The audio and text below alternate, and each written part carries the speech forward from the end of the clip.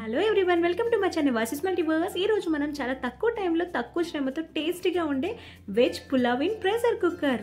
మీరు first time వంట చేస్తున్నారా? వాళ్ళు కూడా చాలా ఈజీగా సింపుల్గాను సూపర్ టేస్టీగా ఉండే వెజ్ పులావ్ తయారు చేసేయచ్చు. ఎలా చేయాలంటే మీతో షేర్ చేసుకుంటాను, మీరు చూసి ట్రై చేసేయండి. దీనికోసం ఒక ప్రెషర్ కుక్కర్ పెట్టుకొని అందులో 2 టేబుల్ స్పూన్ ఆయిల్ కూడా వేసుకొని అది కొంచెం మరిగిన తర్వాత 2 బిర్యానీ ఆకు, 1/2 ఇంచు సినిమాన్ స్టిక్, అలాగే 3 లవంగాలు, 3 ఇలాచి, ఒక స్టార్ అయాన్సీ, ఒక జాపత్రి.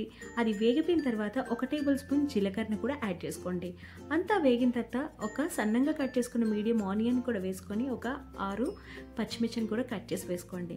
మనం అది బాగా వేగిపోయిన తర్వాత 1 టేబుల్ స్పూన్ సాల్ట్ వేసుకుంటే ఆనియన్స్ చాలా ఎర్లీగా వేగిపోతాయి. ఆ తర్వాత అందులోని మనము 1 టేబుల్ స్పూన్ అల్లం వెల్లుల్లి ముద్ద కూడా వేసి పచ్చివాసన పోయేంత వరకు ఖచ్చితంగా మనం ఫ్రై చేసుకోవాలి. అది బాగా ఫ్రై అయిపోయిన తర్వాత కొంచెంగా ఉన్న జీడిపప్పును కూడా వేసి ఫ్రై చేయండి.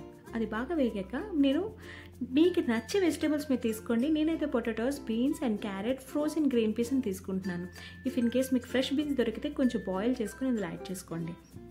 మొత్తం అంతా బాగా వేగిపోయి క్యారెట్ నుంచి కలర్ చేంజ్ అయిన తర్వాత 1 కప్పు పన్నీర్ని కూడా యాడ్ చేసుకోండి. చాలా టేస్టీగా ఉంటుంది. మొత్తం ఫ్రై అయిపోయిన తర్వాత అందులో మనము 1 టేబుల్ స్పూన్ ధనియాల పొడి, 1 టేబుల్ స్పూన్ గరం మసాలా వేసి ఇంకొకసారి బాగా కలుపుకోండి.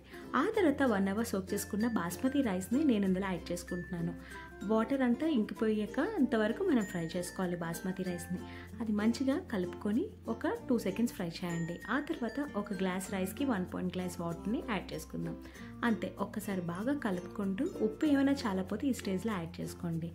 ఆ తర్వాత అందులో కొంచెం పుదీనా అండ్ కొత్తిమీర కూడా వేసి మనము 1 విజిల్ రానిస్తే సరిపోతుంది. అలాగే 20 మినిట్స్ రెస్ట్ ఇచ్చేయాలి. అంతే, ఎంతో బ్యూటిఫుల్గా ఉండే వెజ్ పులావ్ రెడీ అయిపోతుంది. మీ పిల్లలకి బోర్ కొడితే మాత్రం ఈ కలర్ఫుల్ పులావ్ని చూస్తే చాలు, ఇంకొక ప్లేట్ ఖచ్చితంగా అడుగుతారు. మీకు నచ్చితే మీరు ట్రై చేసి మీకు ఎలా వచ్చింది కామెంట్ సెక్షన్ కామెంట్ చేయండి. నా ఛానల్ నచ్చినట్టయితే like and share and subscribe చేయండి. Thank you so much.